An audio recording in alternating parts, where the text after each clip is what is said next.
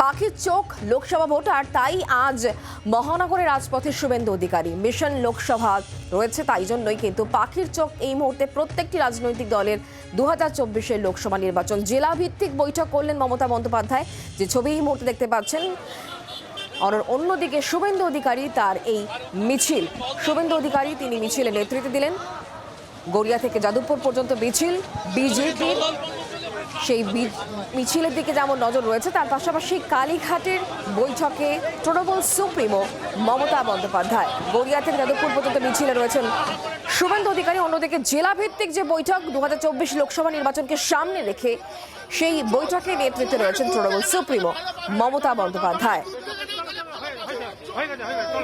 বৈঠকে উপস্থিত রয়েছেন অভিষেক বন্দ্যোপাধ্যায়। গড়িয়া থেকে যাদবপুর পর্যন্ত মিছিল, শুভেন্দু অধিকারী নেতৃত্বে এই মিছিল। আর অন্যদিকে জেলা ভিত্তিক বৈঠকে রয়েছেন তৃণমূল সুপ্রিমো মমতা বন্দ্যোপাধ্যায়। কারণ পাখির চোখ 2024 লোকসভা নির্বাচন আর মাত্র কয়েকটা মাস, আর তাই একদিকে শাসক দল তৃণমূল কংগ্রেস, অন্যদিকে বিরোধী বিজেপি। বিরোধী দলনেতা শুভেন্দু অধিকারী গড়িয়া থেকে যাদবপুর পর্যন্ত এই মিছিলে হাঁটছেন। শুভেন্দু অধিকারী এই মুহূর্তে ছবি ঠিক কি, কোথায় রয়েছে এই মিছিল আমরা জানবো। কমলাক্ষ এই মুহূর্তে আমাদের সঙ্গে রয়েছেন, আমাদের প্রতিনিধি সরাসরি। কমলাক্ষ, কত দূর এলো এই মিছিল?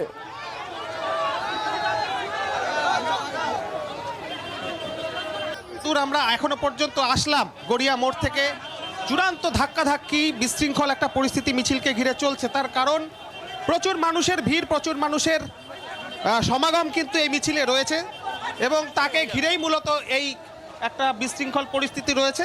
তবে শুভেন্দু অধিকারী দলের ঝান্ডা হাতে নিয়ে মিছিলের শুরু থেকে শেষ পর্যন্ত পা মেলাবেন বলে জানিয়েছেন। আমরা শুভেন্দু অধিকারীর সঙ্গে কথা বলার চেষ্টা করেছিলাম, তিনি জানিয়েছেন যে মিছিল শেষে সভা, এবং সভার পরেই তিনি আজকে সংবাদ মাধ্যমের মুখোমুখি হবেন।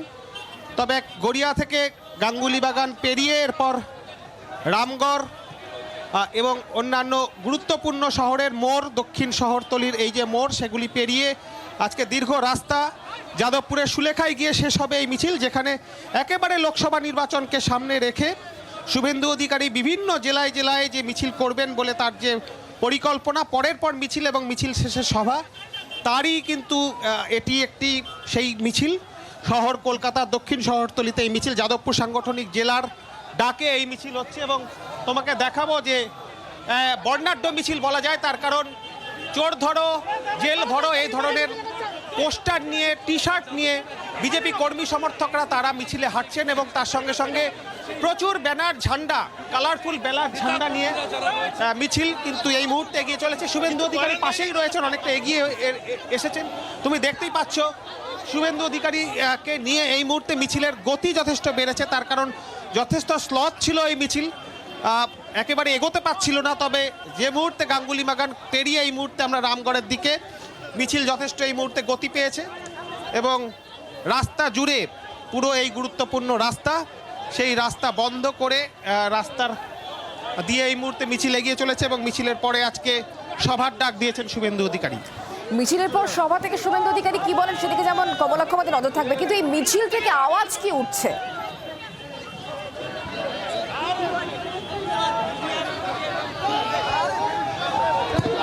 দেখো, একেবারে লোকসভা নির্বাচনের ইস্যু নিয়েই কিন্তু এই মিছিল, সুতরাং দুর্নীতি ইস্যু।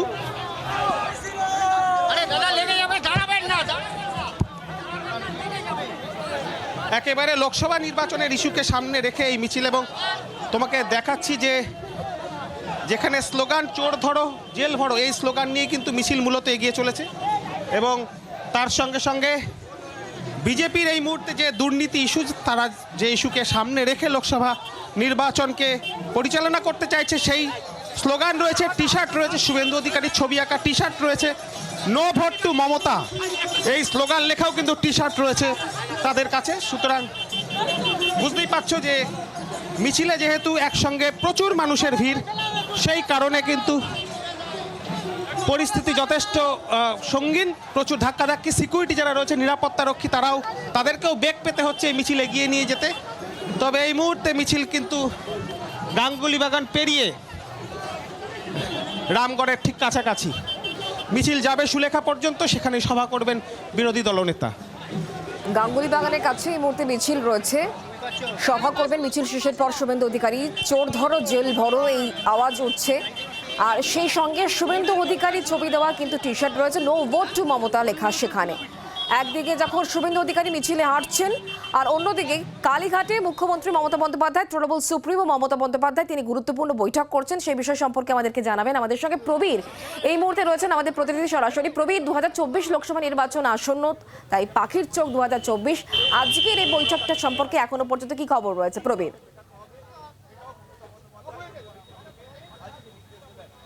দেখো, লোকসভা নির্বাচনকে পাখির চোখ করে তৃণমূল কংগ্রেস কিন্তু তাদের সংগঠনকে গোছাতে, সংগঠনকে ঢেলে সাজানোর কাজ শুরু করে দিল আজ থেকে। এটা বলা যায় যে আমরা দেখেছি যে মমতা বন্দ্যোপাধ্যায় জেলায় জেলায় গিয়ে কর্মী সভা করার কথা ঘোষণা করেছেন, সিদ্ধান্ত নিয়েছেন জেলায় জেলায় কর্মী সভা হবে, কিন্তু তার বাইরে জেলাভিত্তিক বৈঠক, জেলার সাংগঠনিক বৈঠক আজ থেকে শুরু করলেন মমতা বন্দ্যোপাধ্যায়।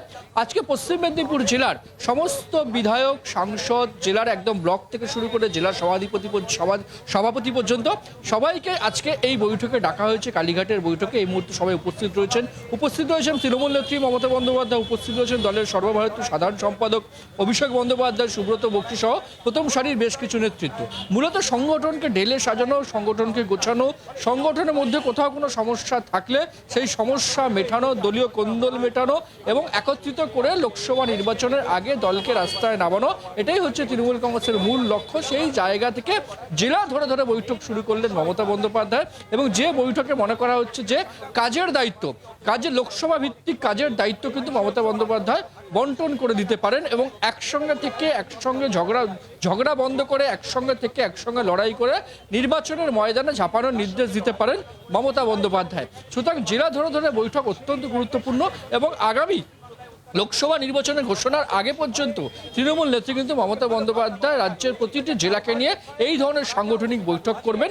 লক্ষ্য একটাই, যে সংগঠনকে শক্তিশালী করে একত্রিত করে লোকসভা নির্বাচনে বিজেপির বিরুদ্ধে, সর্বোপরি বিরোধীদের বিরুদ্ধে রাস্তায় নামানো, এই হচ্ছে তৃণমূল নেত্রীর মূল লক্ষ্য। সেক্ষেত্রে সাংগঠনিক যে কথা বলছে, সংগঠনকে আরো চাঙ্গা করা, জোরদার করা, রদবদল, সেক্ষেত্রে কোন রকম রদবদলও হতে পারে জেলা ধরে ধরে, যে জেলার ক্ষেত্রে প্রয়োজন রয়েছে সেরকমও কি হতে পারে এই বৈঠকগুলোর মাধ্যমে?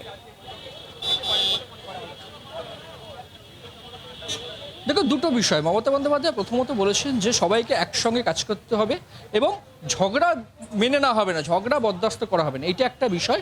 এবং রদবদল কতটা করা হবে লোকসভা নির্বাচনের মুখে, এটা একটা প্রশ্ন। এবং যারা ইনঅ্যাক্টিভ রয়েছেন, যারা দায়িত্ব নিয়ে রয়েছেন, কাজ করছেন না, তাদের ক্ষেত্রে কিন্তু রদবদলের সম্ভাবনা একটা থেকেই যাচ্ছে। তাদেরকে সরিয়ে দিতে পারেন তৃণমূল নেত্রী মমতা বন্দ্যোপাধ্যায়, যাতে সংগঠনের চলার ক্ষেত্রে কোথাও কোনো অসুবিধা না হয়। তাহলে একদিকে যারা কাজ করছেন না তাদেরকে অ্যাক্টিভ করা, সেক্ষেত্রে রদবদলের একটা সম্ভাবনা থাকে। পাশাপাশি ঝগড়া, নিজেদের মধ্যে দলাদলি বন্ধ করা, যেটা মমতা বন্দ্যোপাধ্যায় উত্তর 24 পরগনা জেলার কর্মী সভাতে প্রথমেই বলেছেন যে কোনো রকম ঝগড়া তিনি বরদাস্ত করবেন না। সুতরাং দলের মধ্যে কোন্দল মিটিয়ে সবাইকে একত্রিত করা, এটা হচ্ছে অন্যতম লক্ষ্য। এবং তুমি জানো যে পশ্চিম মেদিনীপুর জেলার যে দুটো লোকসভা কেন্দ্র রয়েছে, যার একটাতে বিজেপির দখলে দিলীপ ঘোষ সেখানকার সাংসদ, অন্যটি ঘাটালে আছেন দীপক অধিকারী বা দেব, তিনি। তৃণমূল কংগ্রেস লক্ষ্য নিয়েছে কিন্তু দুটো আসনে জিততে হবে, এবং সেক্ষেত্রে দাঁড়িয়ে দিলীপ ঘোষ তার সংসদীয় অঞ্চলে যে গত 5 বছর কি কাজ করেছেন না কাজ করেছেন সেই সমস্ত কিছু তুলে ধরার নির্দেশ ইতিমধ্যে দলীয় নেতৃত্বের তরফে জেলা নেতৃত্বের কাছে পৌঁছে গেছে। আজকে নতুন করে মমতা বন্দ্যোপাধ্যায় এই দুটো আসন জেতার লক্ষ্যে জেলা নেতৃত্বকে কি বার্তা দেন, সেটাও কিন্তু দেখার বিষয়। আরো একটা বিষয় প্রবীর, যেহেতু দেখতে পাচ্ছি আমরা যে বিরোধীরা বিশেষ করে এই শাসকের অর্থাৎ তৃণমূল কংগ্রেসের বিরুদ্ধে দুর্নীতির অভিযোগগুলোকে সামনে রেখে তারা পথে নামছেন এবং এই বিষয়টিকে তারা বেশি করে হাইলাইটেড করছেন, তখন তৃণমূল সুপ্রিমো ঠিক কি নির্দেশ দিচ্ছেন এই যে জেলাওয়ারি বৈঠক, সেক্ষেত্রে কি বিষয়কে সামনে রেখে তারা এগোবেন? ইস্যু কি হতে চলেছে তৃণমূল কংগ্রেসের জন্য? শুধুই কি কেন্দ্রীয় বঞ্চনা? দেখো, একদমই এবারে তৃণমূল কংগ্রেসের লোকসভা নির্বাচনে দুটো বিষয় রয়েছে। যে দুর্নীতি ইস্যু বিজেপি বা বিরোধীরা তুললো, সেখানে দাঁড়িয়ে তৃণমূল কংগ্রেসের স্পষ্ট বার্তা, দুর্নীতিকে সমর্থন করে না তৃণমূল কংগ্রেস। তাই পার্থ চট্টোপাধ্যায়ের বিরুদ্ধে দুর্নীতির অভিযোগ ওঠার সঙ্গে সঙ্গেই তাকে মন্ত্রিসভা থেকে সরিয়ে দেওয়া হয়েছে, দল থেকে সাসপেন্ড করা হয়েছে। এবং পাশাপাশি ধরো তখন প্রশ্ন ওঠে যে জ্যোতিপ্রিয় মল্লিক বা অনুব্রত মণ্ডলের বিরুদ্ধে কেন ব্যবস্থা নেওয়া হয়নি। সেক্ষেত্রে তৃণমূল কংগ্রেসের বক্তব্য সেটা শুধুমাত্র অভিযোগের ভিত্তিতে রয়েছে, কিন্তু পার্থ চট্টোপাধ্যায়ের ক্ষেত্রে কোথাও না কোথাও ব্যাপক পরিমাণ টাকা উদ্ধার কোথাও তৃণমূল কংগ্রেসকে বিপাকে ফেলেছিল। তাই পার্থ চট্টোপাধ্যায়ের ক্ষেত্রে সরাসরি অবস্থান নিলেও জ্যোতিপ্রিয় মল্লিক অনুব্রত মণ্ডলের ক্ষেত্রে কিন্তু এখনো তৃণমূল কংগ্রেস তাদের পাশেই থাকছে। পাশাপাশি বিরোধীদের যখন অভিযোগ দুর্নীতি, তৃণমূল কংগ্রেসের হাতিয়ার এক হচ্ছে উন্নয়ন, 5 বছরে তাদের সংসদীয় এলাকায় কি কাজ করেছেন এটা একটা বিষয়, পাশাপাশি সামগ্রিকভাবে রাজ্য সরকার কি কি কাজ করেছে সেগুলো মানুষের সামনে তুলে ধরা, এবং অবশ্যই এই লোকসভা নির্বাচনে তৃণমূল কংগ্রেসের অন্যতম সবচেয়ে বড় রাজনৈতিক হাতিয়ার হচ্ছে কেন্দ্রীয় সরকারের বঞ্চনা। 100 দিনের টাকা, আবাসের টাকা, জিএসটির টাকা, সামগ্রিকভাবে রাজ্যের কেন্দ্রীয় সরকার থেকে পাওনা 1,15,000 কোটি টাকা, যেটা বারবার ঘুরে ফিরে তৃণমূল নেত্রী অভিষেক বন্দ্যোপাধ্যায়ের মুখে বারবার আসছেন। এই নিয়ে আন্দোলন করেছে তৃণমূল কংগ্রেস, প্রধানমন্ত্রীর সঙ্গে দেখা করেছেন মুখ্যমন্ত্রী সাংসদদের নিয়ে। সুতরাং এই নির্বাচনে যে তৃণমূল কংগ্রেসের কাছে সবচেয়ে বড় রাজনৈতিক হাতিয়ার হতে চলেছে কেন্দ্রীয় বঞ্চনা, সেটাও কিন্তু তৃণমূল সুপ্রিমো হোক বা অভিষেক বন্দ্যোপাধ্যায় প্রতিটি মুহূর্তে বুঝিয়ে দিচ্ছেন। বাংলার আওয়াজ, বাঙালির আবেগ, জি 24 ঘন্টা।